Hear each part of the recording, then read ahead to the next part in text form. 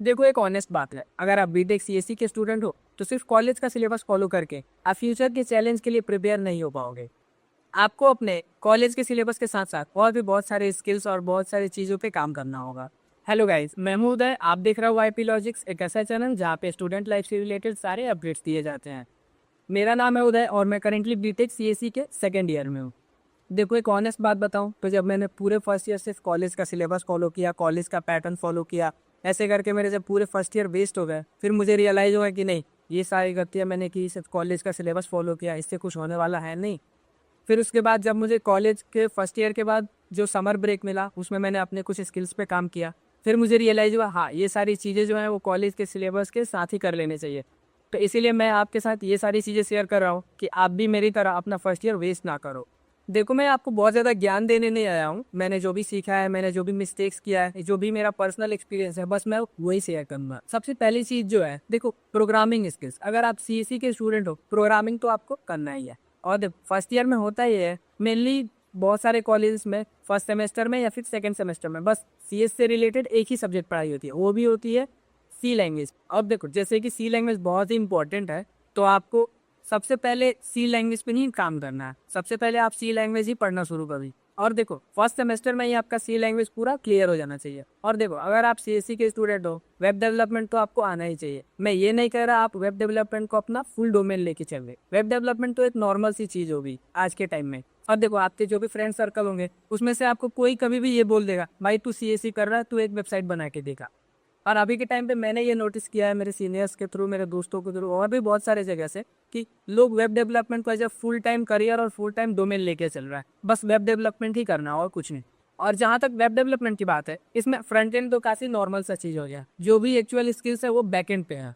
तो जब आप कॉलेज में सी लैंग्वेज वगैरह की प्रिपरेशन कर रहे होगे, उसी टाइम पे कम से कम आप HTML CSS और जावास्क्रिप्ट ये तीन चीज़ मिला के फ्रंट एंड बनाना तो रेडी कर लोगे। ये सारी चीज़ें तो जरूरी सीख लेना। और एक चीज़ मैंने नोटिस किया, बहुत लोगों की इंग्लिश थोड़ी वीक होती है इस टाइम पे। अगर आप देखो सीएससी के स्टूडेंट हो, आपको इंग्लिश आना ही आना है। अगर आपका भी इंग्लिश वीक है तो आपके लिए बहुत सही टाइम है कि आप अपना यहाँ पे इंग्लिश जो है उसे बेटर कर दो। और एक बात है, बहुत सारे स्टूडेंट्स को मैंने देखा है पर्सनली कि उन्हें बीटेक सीएससी में आने के बाद भी बेसिक्स जो कंप्यूटर के थिंग्स है, जैसे कि Microsoft Word, PowerPoint, Excel, ये सारी चीज़ें नहीं आ रही। मैं ये नहीं कह रहा कि ये सारी चीज़ें पहले से सबको आती हैं, लेकिन हाँ आपको ये सारी चीज़ें सीख लेनी चाहिए, क्योंकि अगर आप सीएससी के स्टूडेंट हो आपको बेसिक कंप्यूटर ऑपरेशंस आने चाहिए। ये बेसिक थिंग्स है, ये आने ही आने हैं और आपको हमेशा इसका नीड आएगा। आप देखो कॉलेज में जो भी आप प्रेजेंटेशंस वगैरह बनाओगे, आपको वहाँ पे पावर पॉइंट की नीड आएगी। आप जो भी डॉक्यूमेंट्स वगैरह बनाओगे, माइक्रोसॉफ्ट वर्ड की नीड आएगी। ये सारी चीज़ें बेसिक्स है, आपको ये सारी चीज़ें इसी टाइम पे अगर नहीं आती है तो सीख लेने हैं।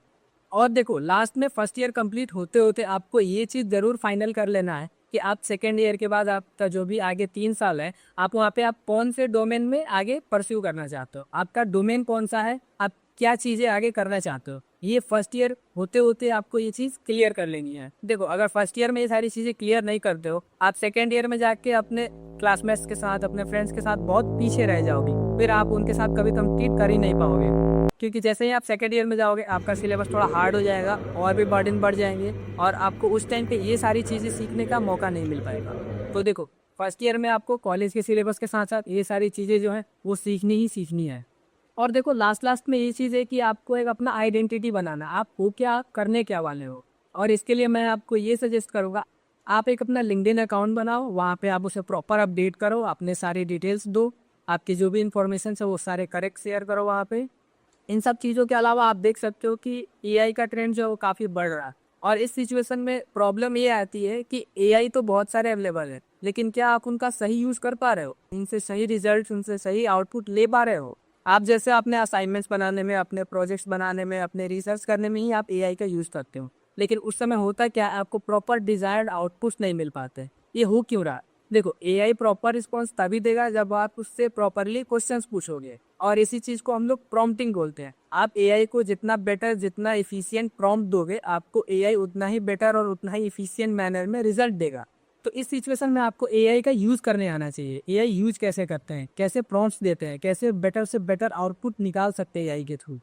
आप ये स्किल्स जरूर सीखना कि आप एआई से कैसे बेटर आउटपुट ले सकते हो, आप एआई को कैसे प्रॉपरली यूज कर सकते हो। बहुत सारे एआई टूल्स हैं, उन सब चीज़ों के बारे में आप अपडेट होते रहना और सीखते रहना। और देखो ऐसे बहुत सारे एआई टूल्स है, आपको हमेशा उनके बारे में इंफॉर्मेशन लेते रहना है, आपको इन सब चीज़ों में अपडेट रहना है। तो देखो ये थी वो सारी चीज़ें जो आपको फर्स्ट ईयर में अपने सिलेबस के साथ साथ सीखना है, फॉलो करना है। देखो अगर आपको इन सारी चीज़ों से रिलेटेड कोई भी डाउट्स है, कोई भी क्वेरीज है, तो आप कमेंट करना, मैं पर्सनली आपको रिप्लाई करूंगा।